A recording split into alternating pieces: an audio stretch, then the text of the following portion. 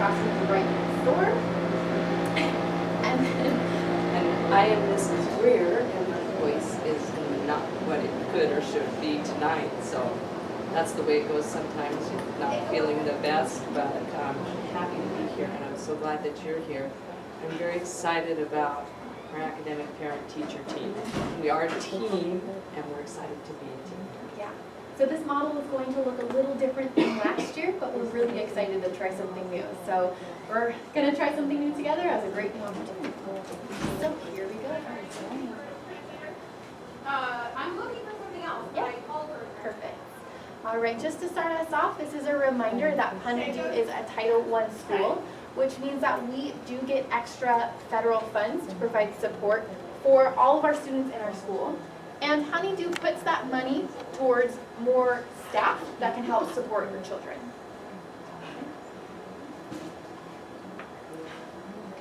Awesome. We're just going to go over what we're going to do today. So we already started with our welcome, and we're going to do a little icebreaker, a little get to know each other. And then we'll talk to you guys about our foundational skill. We'll talk about some class data. We'll look at our individual class data. And then we'll give you some things to practice with to take home today.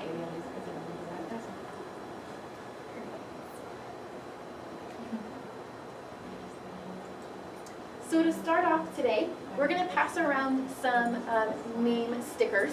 You're going to write your name in blue if your student is a boy, and you're going to write your name in green if your student is a girl. And while you guys are writing down your names and getting to know each other, just talk at your tables and get to know the other families of our classroom. So we'll pass those out to get started. If you have any questions, please wave a little bit and we'll come on back.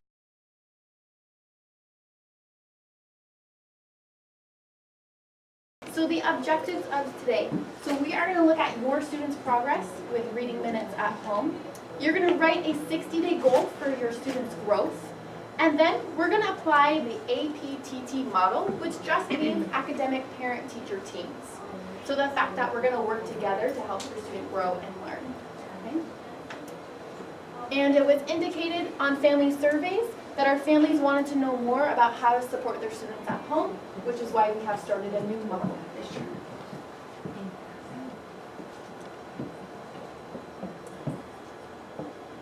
All right.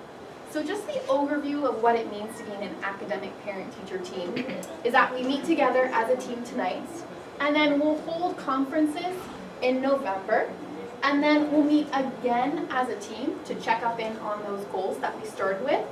And then there might be another team meeting towards the end of the year in the spring. So it's really just about getting together and talking about the data and checking in on how it's going. So since this is a parent and teacher team, we have responsibilities. So as a parent, I will attend the meetings and hold my child practice and improve at home. Whereas from our perspective, and then as a teacher, we're also going to work together to help your student at home as well. So there are responsibilities on both sides. Welcome.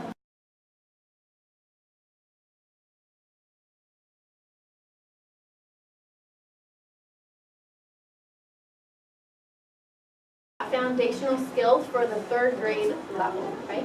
So what we're really going to focus on is reading comprehension because there is a pretty big jump from 2nd to 3rd grade reading comprehension, okay?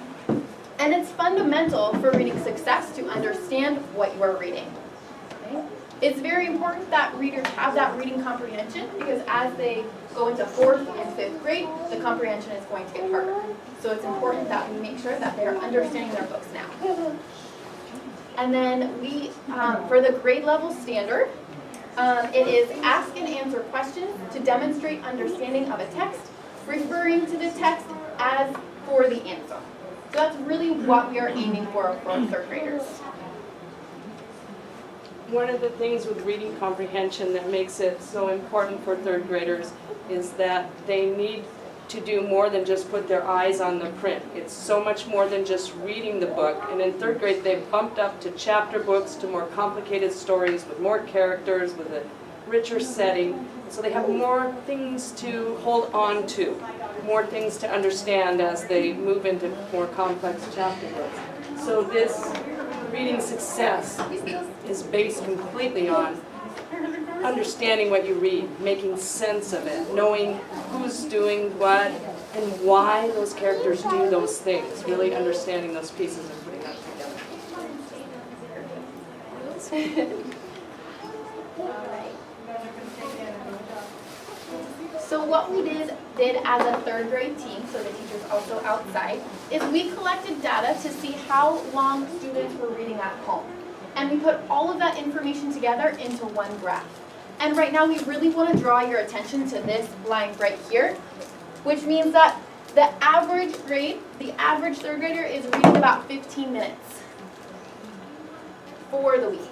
So an average of 15 minutes. Okay, when third graders really need to be meeting their 30 minutes per day. Okay, so we're noticing that on our chart right here. And then we also have the percentage of students weekly reading, where the green is showing how many students read 20 minutes or more a night. And we have this red zone over here, which is 0 to 5 minutes of student reading. So we're seeing a lot of students really falling into that area, those areas right here. That's per week or per day? I'm sorry, what? Per week or per day? It's averaged by the week. Minutes per day. Minutes per day. Minutes per day. Excuse me. Okay.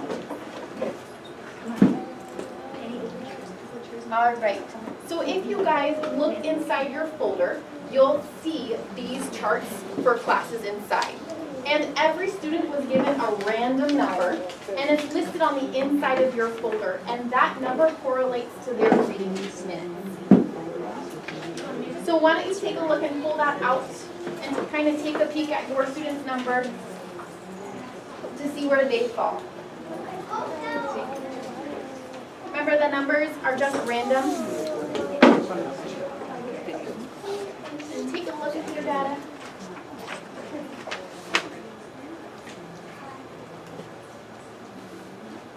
And the numbers that go along the bottom are just listing the students. Okay, and the numbers that go off the top are average number of minutes read. So you can follow that graph to see what you're thinking. And we'll explain where we got this data from. So you can take a moment to find your student number.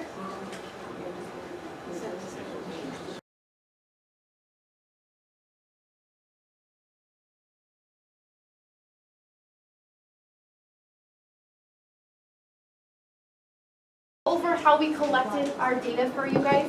So their reading homework every night is to fill out their reading log. And you have one in your folder if you want a close-up of what it looks like. And as third grade teachers, we were writing down how many minutes they read. And this was a sampling of a week. So you can take a look. We have one just filled out by a student, just to give you guys an example. And then you'll notice underneath your number, there's a couple of numbers underneath it in that white strip. It just shows you when we took that data, how many minutes they read for each day. So for example, this student on Monday read 34 minutes, Tuesday 30 minutes, and then we averaged it out. So as you look at that white strip of paper under your number, you can see the data that we collected for that week and how we got that number on that bar graph.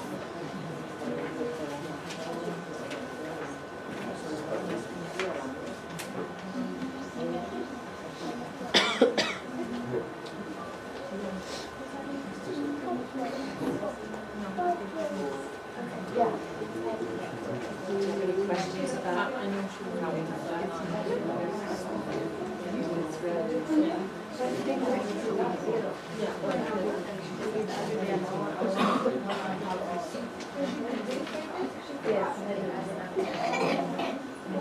have And we decided for our data that we were going to take the average of a week because we know that when kids come home, things can get busy. And we know that sometimes they'll come home and not read, but the next day they'll read double, which is why we decided to take the average of the week instead of looking at each individual day. We know home is busy.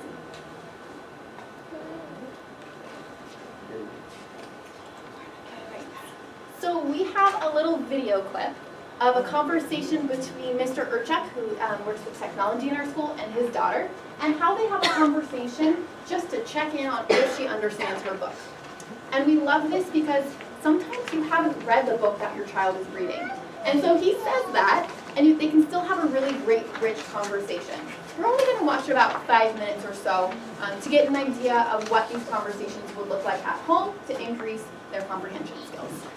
So since we're all about comprehension skills, we're all about them understanding what they read, asking them questions and talking to them about what they read is a big deal. And that's the point of this video, to model what it might look like, how it might sound if your child reads a book and you're questioning them.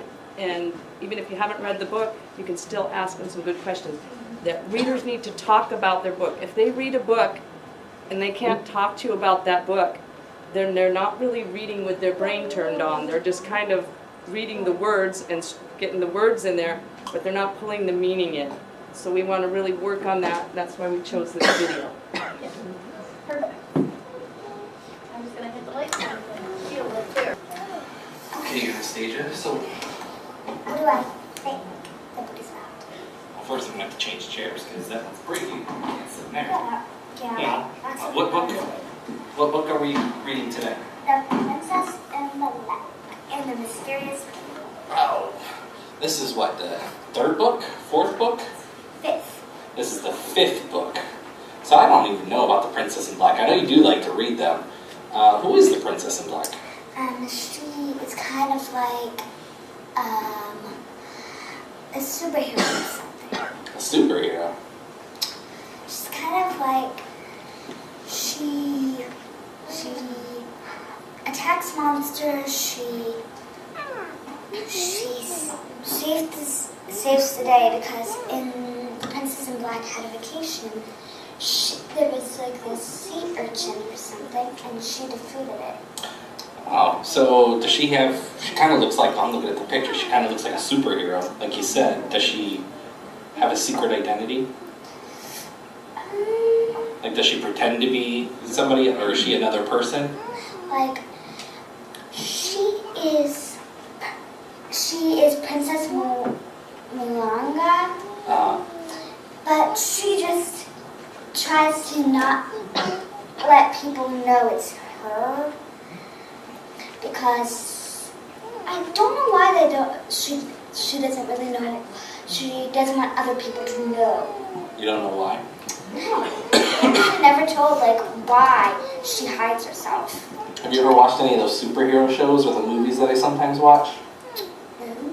No? Well, sometimes superheroes will hide their secret identity because they want to keep the people that they're friends with and their loved ones safe. If villains or monsters know who they really are, then they would know where to find them and hurt the people they care about. So superheroes often wear costumes and have these secret identities so that they can go and do good things for other people, but not put the people that they love in any danger. It's probably why she wears the mask. So this one's called The Mysterious Playdate. So what do you think this is going to be about? I think it's going to be about they're going to have a fun time having a play date, but a monster is going to come out of the monster land underneath the ground, and she's going to have to attack it. Oh. And her sidekick will be Princess Sneezeworth. I can't wait to meet that person. What's that person like? She's a princess just like Princess in Princess Mulanga. She is a princess just like her, but she lives in a different castle. She has different things. Oh, okay. But they're friends. All right, I will hit the lights. So what we're asking you guys at home with your children is to start having conversations about the books. Just because we are checking for comprehension, that they know what they're reading about. And this was a kind of a typical conversation that we had that we wanted to share with you guys just about the type of questioning you could do with your son or daughter. And then we also, if you go inside your folders, there's a yellow sheet that has questions that you can ask. So we're offering you guys some supports to talk with your children at home about the books that they're reading. So why don't you take a moment and read over some of those questions. It's on English on one side and Spanish on the other.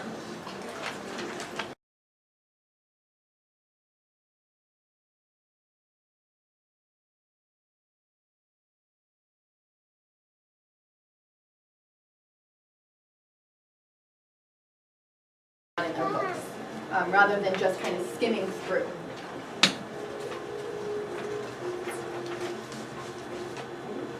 So part of our model is coming up with goals together, a realistic goal that we can work on as a team to help your student achieve.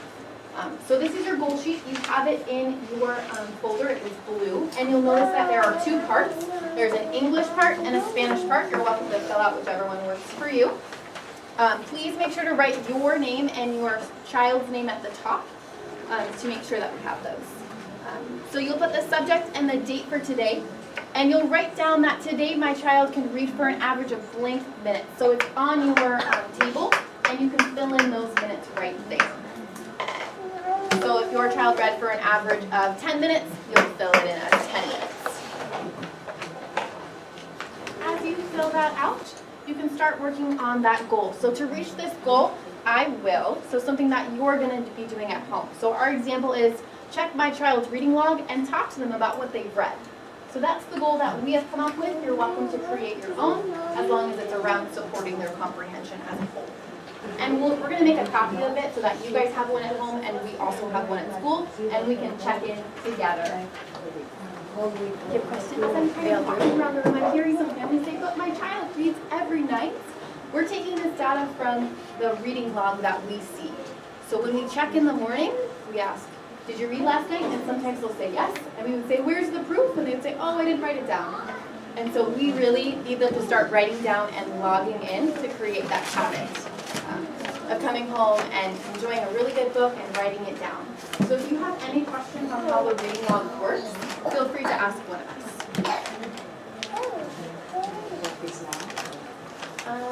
Sure. If you want to just turn them into us, make sure that your student's name is on top.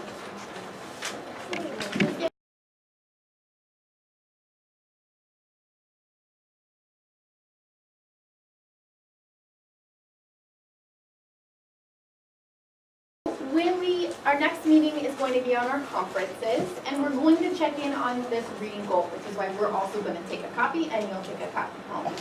Because we really want to check in together to see how it's going at home and how their comprehension is building at home and at school. And then those conferences will be held in November between the 16th and 22nd. So we're holding each other accountable for this goal. All right. Last but not least, this is separate from what we've been doing right now. 3rd grade has a great opportunity to work with the University of Washington. Can you say a little bit more, Ms. Greer? Yeah, these permission slips just let us work with the professors at the University of Washington. We want to work with your students and help them to be stronger mathematicians, and we want to get better as teachers, so we're pleased that the University of Washington is partnering with 3rd grade teachers, and they're going to come. And they're doing a research project, which is why we're asking for your permission, because when they come, they will videotape us as teachers working with kids, and then we'll meet with them and talk about math techniques and teaching and math thinking, and did we help their math brains grow, and what kind of techniques we could use as a teacher. So it helps us grow as a teacher, it helps your kids because they get some rich tasks to do and some things to try, and we are just grateful that the University of Washington is coming to do that math with us. But we do need your permission for your child to be in a videotape. It's not going to be anywhere except for in academic circle in a meeting between the teachers at Honeydew and the professors from UW when we're talking about teaching. So we're hoping that you will sign that and give that to us. I'll bring some pens around so that we can sign those, and if you have any questions,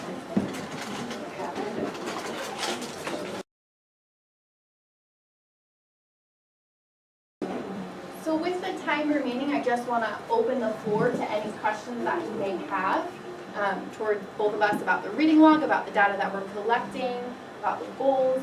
So if you have a question, feel free to ask away.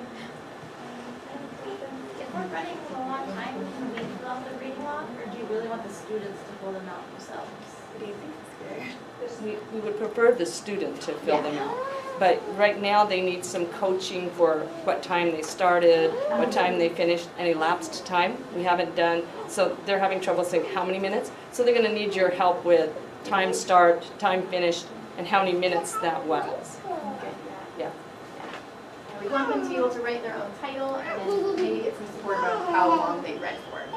And we're asking to also have that conversation, which can also include those minutes.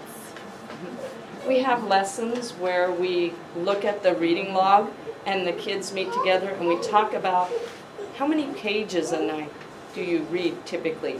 Or are you reading just one kind of book, one genre? Are you reading Bad Kitty books every night? Or maybe mix it up a little bit. So we use those reading logs to help coach them as readers, to make decisions about what and how they're reading. Thank you for asking. So it's your student's responsibility, but feel free to help them with the time. Are there any more questions that we have maybe? What about homework like math, science, anything else, just reading about reading? Yep, and as a third grade team, we decided that family time is very important for our students to go home and be with their families, and so we only require that 30 minutes of reading every night. But we have available, the school district pays for Dreambox. Your students should know how to get on Dreambox. We've been on just a couple of times, but in a little bit, they'll be good at doing that, and that gives them math. When they go on Dreambox to do math, no help from parents, no scratch paper, it's all mental math. So they're making the calculations in their heads. So that's something that you don't need to help them with. It's interactive, so that math program adjusts to what they know. So you don't want to coach them on that. You want them to do what they know in Dreambox, and so it will give them questions to develop where they need it. Because it's individual for each student. It's different experience based on how you're answering those questions. So you want to let your student answer those questions on their own without help. But that's a great way to do some math work if you're wanting them to do some math at home. Dreambox is really a good one to do. We're really pleased that the district supports that. But like Mrs. Traeger said, comprehension, reading comprehension is foundational to success as a third grader, fourth grader, fifth grader. As they've moved, left primary behind the K1-2 and they're now part of intermediate, then that comprehension piece really is important. They can be reading the words really well, but if they can't make meaning, we don't want to leave them behind. And we're teaching our kids to pick a just right book. So maybe your kids are coming home with a really easy book or a really hard book, and we're working on letting them know when is it easy, when is it hard, when is it just right. So that's something that we're teaching in our curriculum, and we're going to send home resources to help you guys once conferences come around. Yeah. How did you measure the reading level that they're at? I know that readers came home and told us what reading level they're at. How was that measured? Yes, we gave them the BAS test. We have a curriculum that helps us decide that.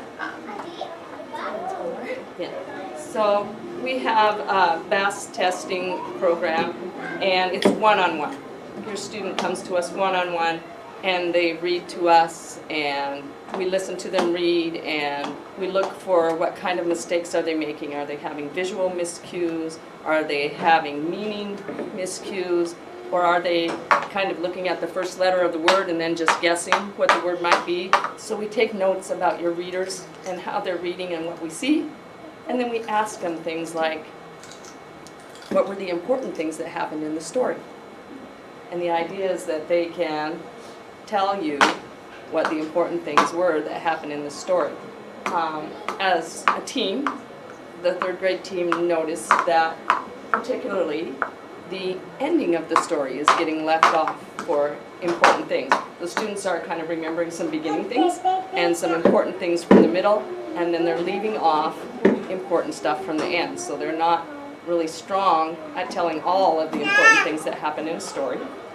And we'll be teaching that summarizing skill, that skill, but it's something that needs to grow for them as readers. And so it's taken, I think most of us just finished up this week, and then we'll use that information for them to be in groups, because we want them to be reading at that level and read lots of books at the level. So your student will have a conference with their teacher. They'll know what that level is, so we can encourage them to read at their level, because that's how you move up levels. You don't move up levels if your student's a level L and they think they like level O books. Well, they can read the words, but then they couldn't retell it to the teacher. So if they want to get to O, they have to be successful at L and read lots and lots of L and have the skills for having conversation and talking to you about those books, and then move up and move up. If you try too hard too soon, it doesn't build them as much. So you want to just keep building that comprehension. We found that as a 3rd grade team, that accuracy was pretty good. We started this PowerPoint with sight words, and we found out, oh my goodness, all of these kids know their words. And so we had to go back, and we thought about what they really needed was comprehension. Just knowing what their book is meaning.